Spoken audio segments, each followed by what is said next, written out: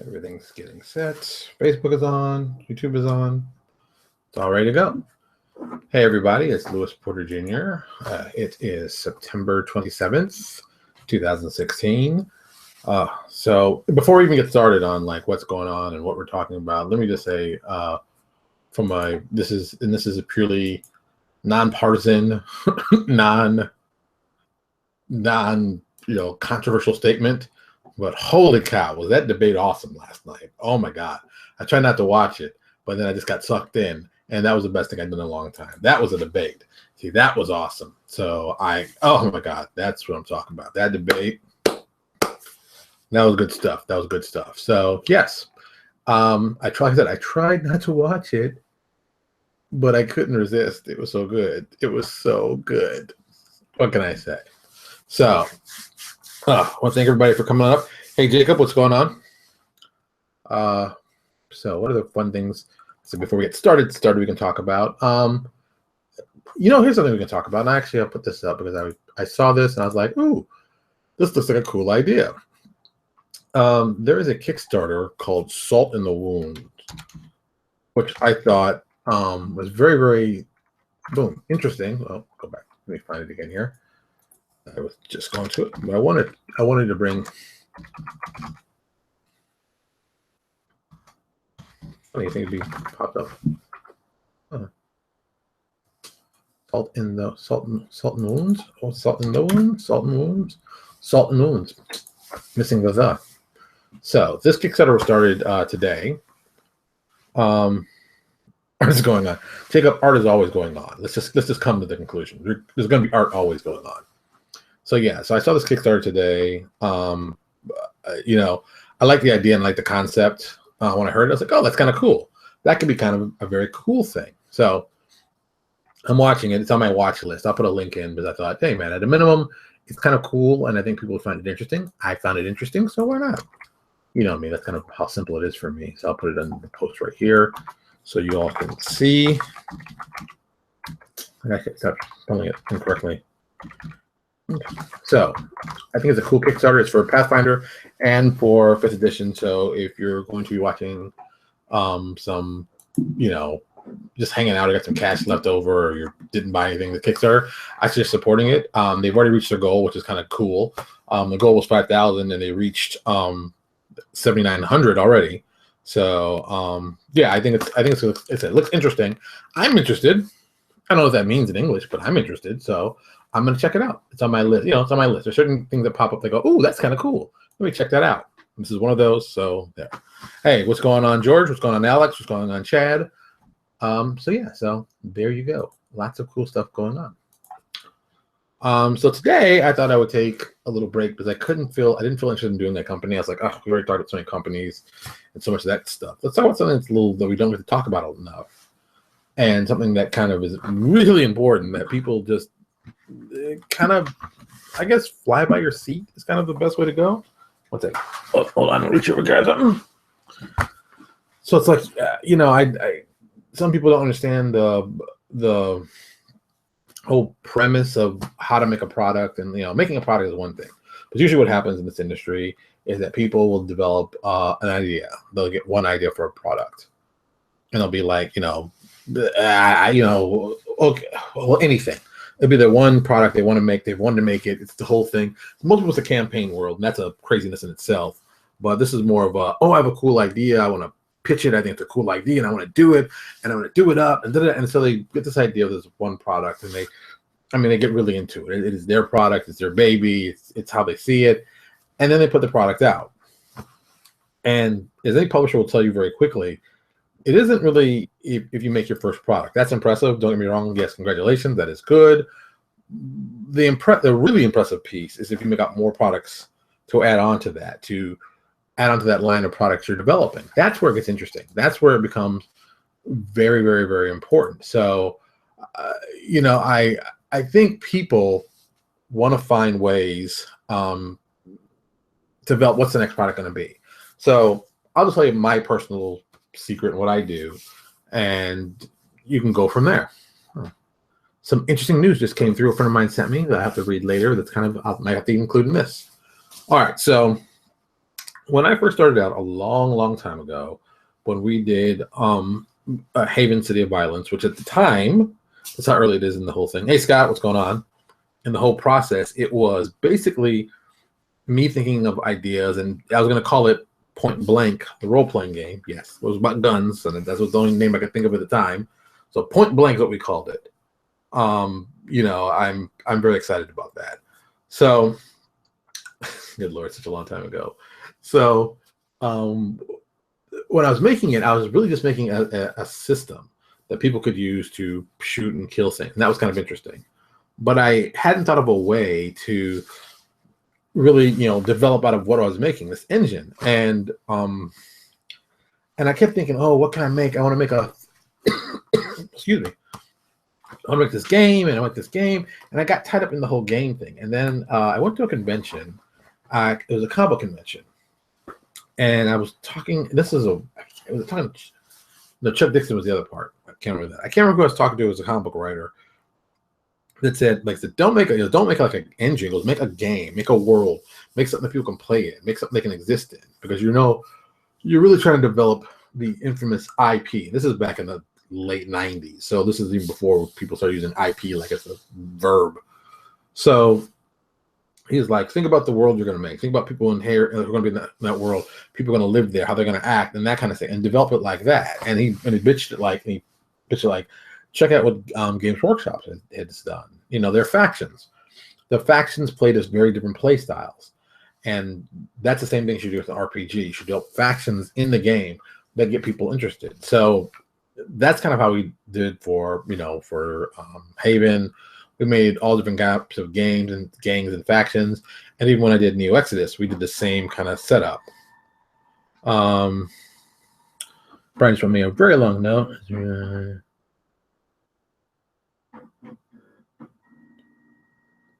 Okay. Thanks, Brian. That's a very long comment, but I get it. Thank you. I think the problem with most people when they first want to try this, as if people didn't know, YouTube is actually, this is a little technical issue. YouTube is very live, as it is truly live, while Facebook lags for about a couple seconds. So when I'm watching this, I always have the sound down. I'm watching it on Facebook, but I'm listening to it and paying attention on YouTube.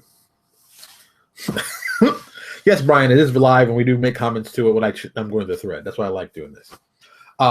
So back to developing stuff. So I thought doing factions is a great way to kind of make products, because, you know, you got faction A. Well, they're going to have something unique and cool, and people want to write about that, and they'll be fans of that. And then faction B will walk into cool stuff, and people will make fans of that. And that's the kind of cool thing, is that people pick out factions they like, and they write to them. So I think most the modern day role-playing game does that more and more. I guess the biggest person to ever do it was like White Wolf. I think White Wolf did it initially with Vampire and each clan, and that got people. I think that kind of has now become the standard. Most role-playing games, I assume, that I'm thinking of, usually have factions in, even though it may not be full-blown, overdone, excuse me, like factions, but they definitely talk about in the game and where they play into that. And out of that, you can develop products specifically for that kind of thing. It's a smart long-term idea. I think it works very, very well. I mean, especially if you're going to tell stories. You can tell different types of stories. You know, you can develop your whole fiction line out of that. See how everything comes out of being like, oh, what are you going to make next? So it is kind of like, where do you start? You start with the one product. I'll give you a great example. This one, it worked very well for us. When we were doing Chronicles of the Gatekeeper, I knew what I wanted. We knew the entire adventure idea from beginning to end. We had a start, middle, and end, and how it was going to be played, and how we're going to be put together, and how it would roll. And we kind of had that set in stone. That we knew before we even got started. But we knew that we kind of had to do it kind of all at once, is the great best way to call it, which really wasn't all at once, but it was definitely in advance, so we can put it together. Very funny. Okay. Yes, Chad, I have seen Jeff Lee is working on another Kickstarter. See, it's getting so crazy. There's so many good topics going on. See, products. Another Kickstarter, Interface Zero, that people might know about. The link is actually, Chad was nice to put the link in here. Hey, Mark, what's going on?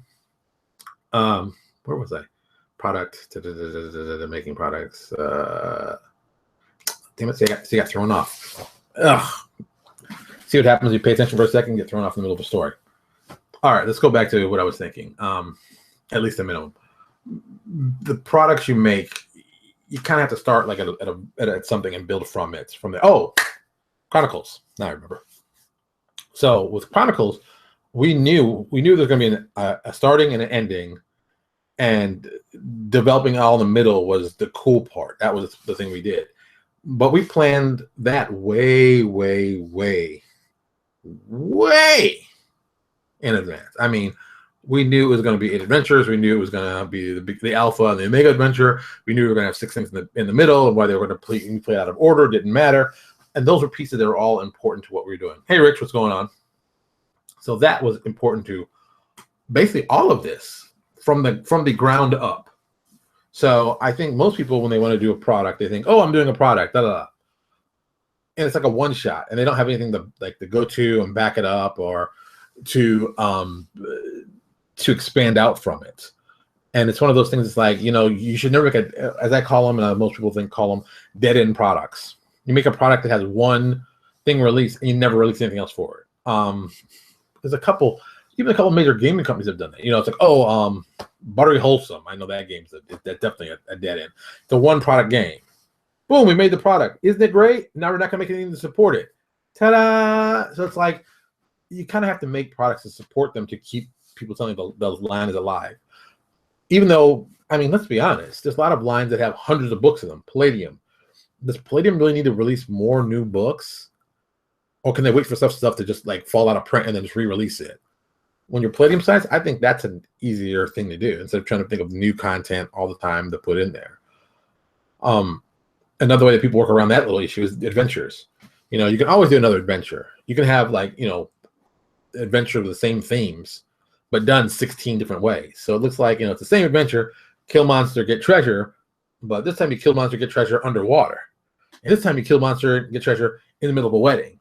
And, you make it's a situational change instead of an actual writing change. Because like I said, there's only so many stories you can tell, but how you twist them and bend them and make them something, totally different, that's another thing. So, and what kind of got me on this whole kick of products to make, Paizo announced they were going to be releasing Curse of the Crimson Throne as a big, thick book. And I'm like, oh, that's a great idea. That's a cool product. Because, if you don't know, Curse of the Crimson Throne, I believe, was their second adventure path that they did. The first one being Rise of the Rudlorns, which already got collected in the big book. It was their first one. It was done before they were, Pathfinder was still OGL 3.5. It hadn't been updated, and it's been, how long has it been? Let me see if I can find this. How long it's been since this thing came out? I mean, 10 years probably? Yeah, but it came out probably the same time as the first one. So probably 10 years? No, yeah. See, Thomas, you have good taste. That's why, but you knew.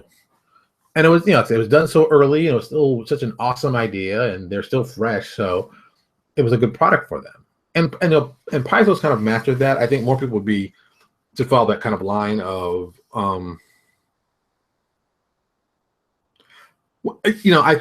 think Playdom does release some stuff new. I hope. I mean, they've been, good Lord, producing stuff for a long time. Even their little monthly book they do, which is still pretty impressive. I've always been surprised how well that book still gets put stuff gets put out. Amazing. So back to the whole adventure paths. Adventure paths modules are kind of the easiest way to do that. So if you're building a campaign setting, that's one thing, and you can even build your campaign setting by releasing adventures, month after month. Adventure a Week did that for a little bit. Then they built their whole campaign world adventure out of that. So it's a solid business model. It works very well, but you have to kind of get on the horse, as I call it. You're on that treadmill, and you're always, I got to stay on the treadmill. I got to release a product. I kind of got off of that a couple of years back. I've always released products that I wanted to release, but I've also made better choices for products. Like the running joke that I know a lot of you've heard, that the worst product I ever made was a book I did on a source book I did for dogs. Now I love the book. I don't care much. I love it, but it was not a good product for me to make. But I made it. I enjoyed it. It was a great product for me to do, and that's not really good as a business. You can't just do all the products you want to do. You got to pick some products that are better for you in the long term, and some products that even people work for you will disagree with. I won't say this person's name, but I'll tell you, when we put together the Machine Smith, I had a writer who worked for me who was adamant how that was the worst class ever. It would never sell. No one wants that product. It is a total piece of garbage, not worth the time to do.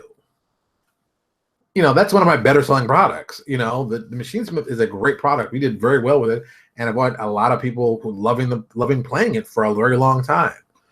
But if I'd listened to him, I never would have produced it. So it's, you got to pick and choose your battles on things you want to do. But at that one, I knew that was going to be a great product. And when we made the product, the second we made and released it, we already had like 2 more products for it already in development because we knew they would work well. So that's why we did that. I think kind of that's what I can say Paizo kind of does it. When they release a new product, they kind of leave a lot of gaps in their product for people like me, third-party guys that can come on who can add to it. Or even, some places where they don't think there's any gaps, as they would say, you can still find ways to go in to add cool things. Because that's the whole we're in the creativity business.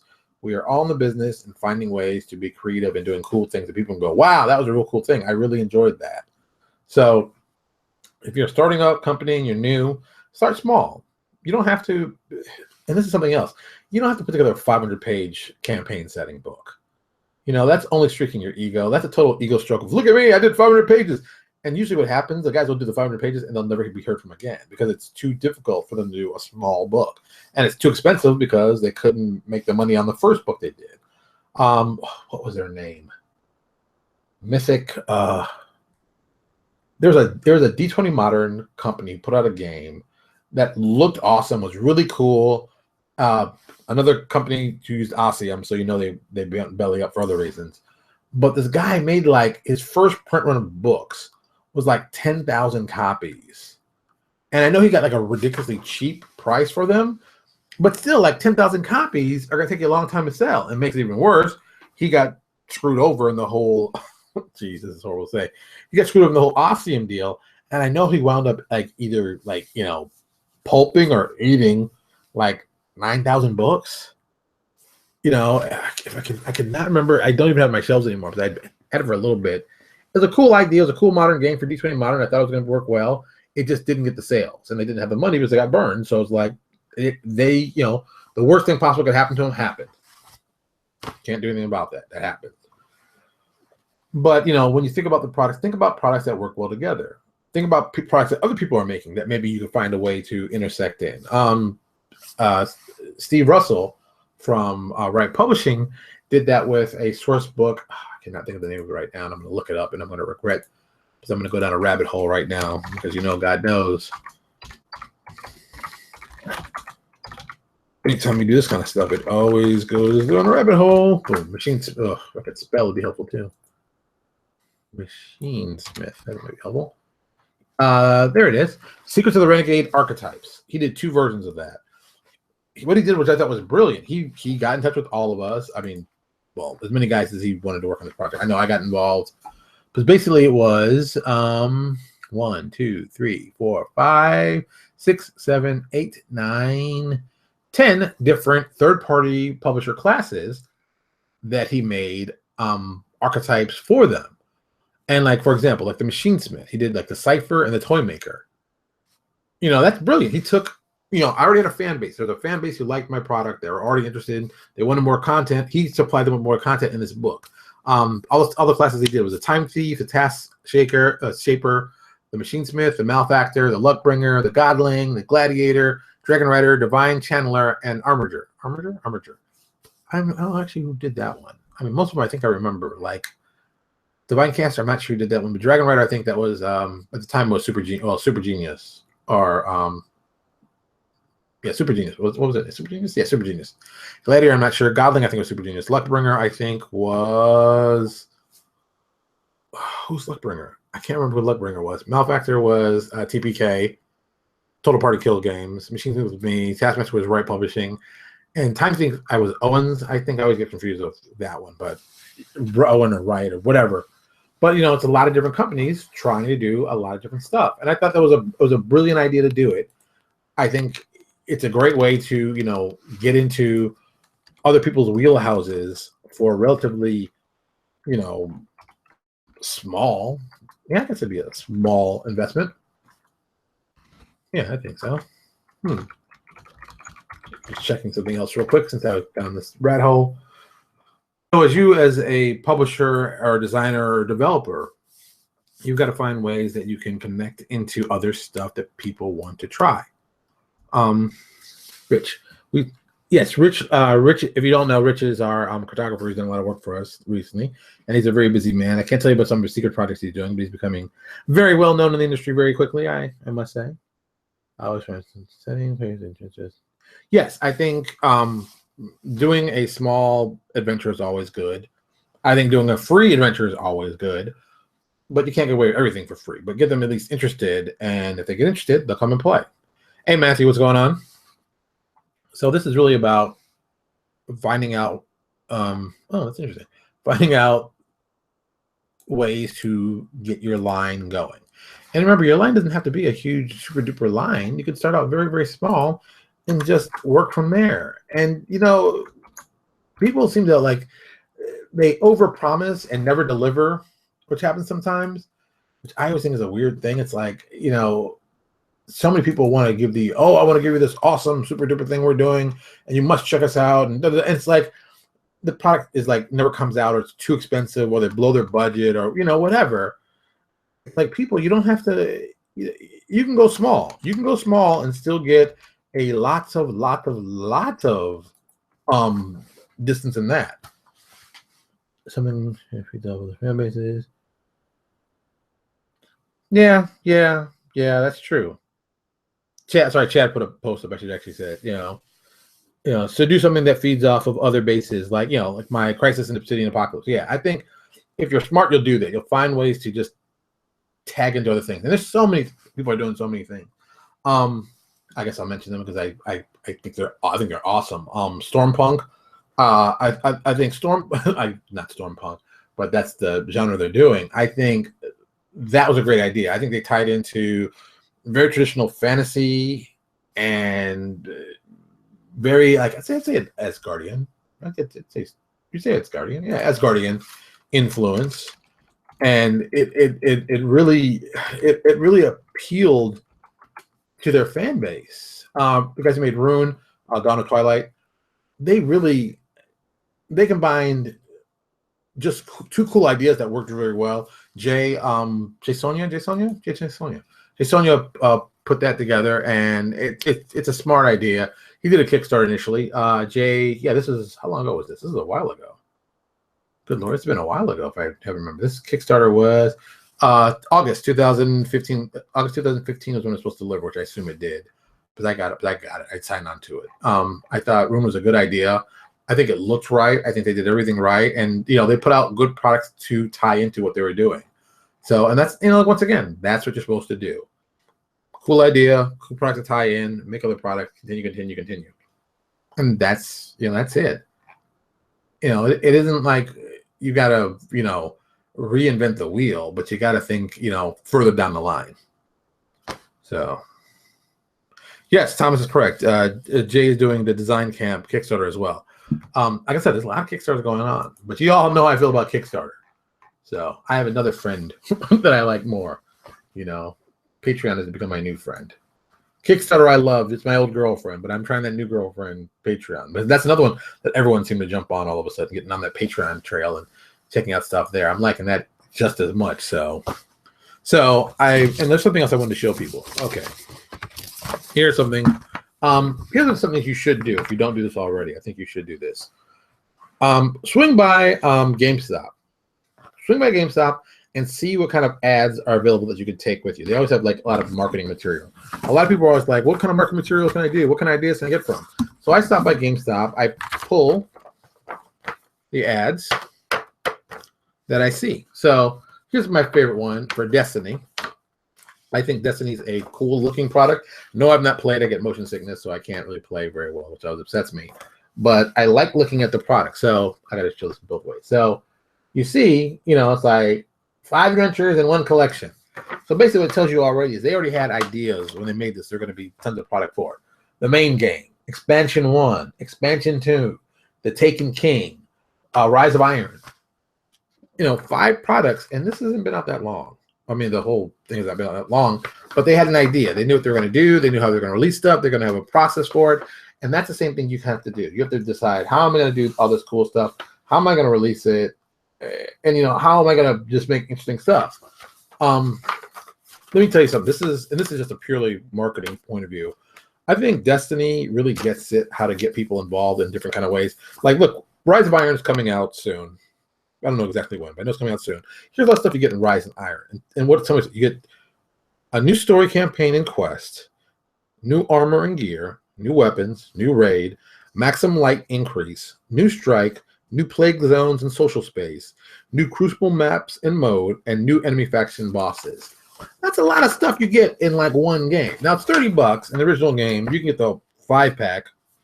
Does that include Rise of Iron? That includes Rise of Iron if you already own it.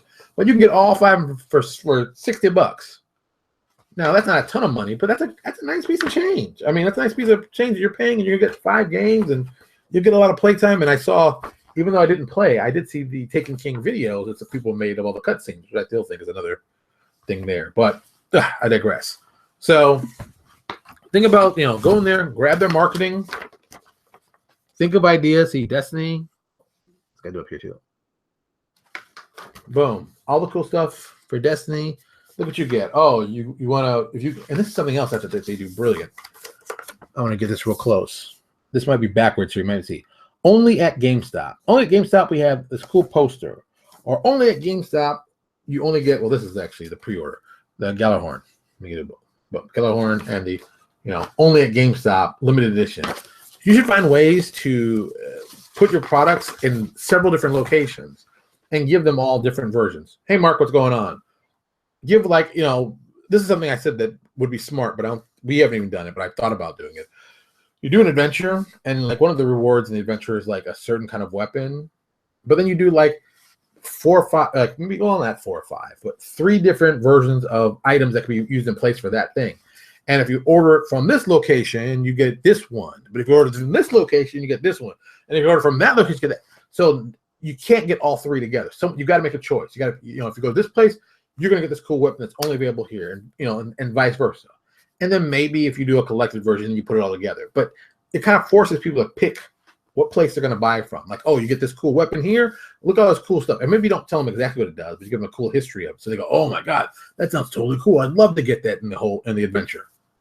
So you kind of find ways like that. There's all kinds of cool ways to do that and spin it and do that trick. I think it's just, once again, planning. This all comes down to planning. And that's really what I'm trying to talk about.